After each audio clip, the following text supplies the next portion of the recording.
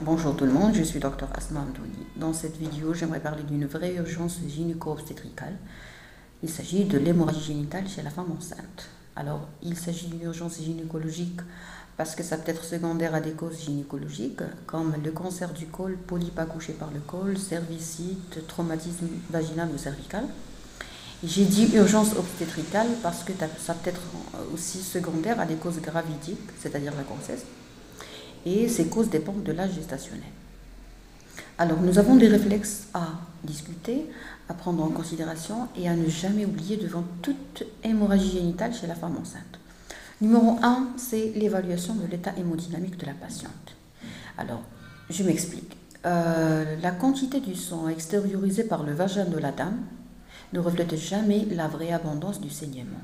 Je peux très bien avoir une parturiente, c'est-à-dire une femme enceinte qui a trop saigné, mais ce sang n'est pas extériorisé. Et la dame trouve uniquement une petite goutte de sang dans sa culotte et croit que tout va bien. Alors là, c'est un point très important à souligner. Deuxième réflexe, c'est le groupage AB-Rhésus. Il faut faire très attention à l'incompatibilité fœto-maternelle. C'est un sujet que j'aimerais bien traiter dans une autre vidéo pour bien l'expliquer à mes chers followers. Et troisième réflexe, c'est l'importance de l'examen sous spéculum.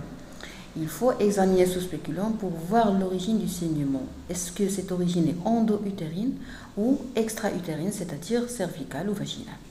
Très bien. Alors, il y a plusieurs causes que j'ai déjà traitées dans mon site.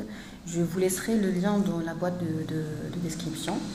Et là, j'aimerais juste attirer votre attention sur quelques causes de métrorragie chez la femme qui représentent de très sérieuses urgences obstétricales. Numéro 1, c'est la grossesse extra-utérine. Il ne faut jamais hésiter à demander les bêta-HCG quantitatives plasmatiques pour essayer d'éliminer la présence d'une grossesse, même si la dame a déjà eu ses menstruations, même si la dame vous dit que moi je fais très attention, je prends ma pilule, je suis sous stérilée. Même sous stérilée, la patiente peut très bien tomber enceinte avec un risque de grossesse extra-utérine à ne pas négliger. Donc, numéro 1, c'est la grossesse extra-utérine. Numéro 2, c'est placenta prévia. Placenta prévia, placenta bas inséré. Alors, c'est pas méchant, c'est pas horrible, c'est pas grave. Dans tous les cas, c'est pas mortel. Mais c'est une urgence obstétricale à éliminer. D'accord? Je vous souhaite une très belle fin de journée.